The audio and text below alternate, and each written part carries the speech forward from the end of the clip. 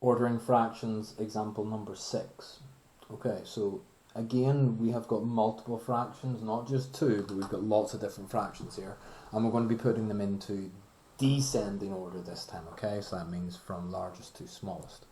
Same process as before. We have lots of different denominators. We need all of the denominators to be the same in order to compare them, okay?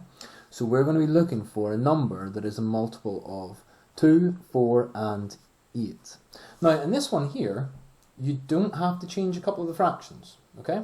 Because if, like before, we go with the largest number in the fraction, okay, which is the 8, the denominator, which is 8 here, okay? Well, 8 is in the 8 times tables. 8 times 1 is 8, okay? But 8 is also a multiple of 4. It's in the 4 times tables, 4 times 2. And it's also a multiple of 2. 2 times 4 is 8. So, our denominator, our common denominator, can be 8 for all of these different fractions. Why did I choose 8 when I can't say it correctly? Northern Irish accent doesn't really help, does it? 8. Okay. Now, we have changed some of our denominators. Remember, it's the same rule as before. You have to do the same to the numerator that you do to the denominator. Well, the good news is, see, for these two fractions here, the denominators were 8 already, so we haven't changed anything. So it means that we don't need to do anything to the numerators. The whole fraction stays exactly the same for both of these examples. For this one here, well, to get 4 and to change it into 8, we had to times by 2, okay, which means we have to do the same to the numerator. 1 times 2 is 2, okay? Over here, to change the 2 into an 8, we multiplied by 4.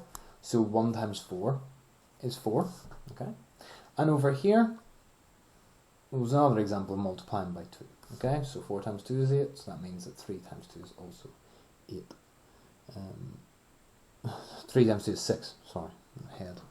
Okay, right, now all of our fractions have been turned into their equivalents. They all have the same denominator, 8. We need to then compare the numerators to see which one is the largest one. So this one here is the largest one. And remember, this time we're working from biggest to smallest. We're going in descending order. So that means 3/4 would be our first one. Our next, the next smallest would be a half. And also 4/8 is the same. They're equal to each other, so they would just go beside each other like that. Okay. Then we have got 3/8. And lastly, we've got 2/8. Okay? So we have used these equivalent fractions to work out which of these fractions is the biggest, all the way through to the smallest. We've put them in the descending order. Biggest one here, all the way down to the smallest one over here. 8.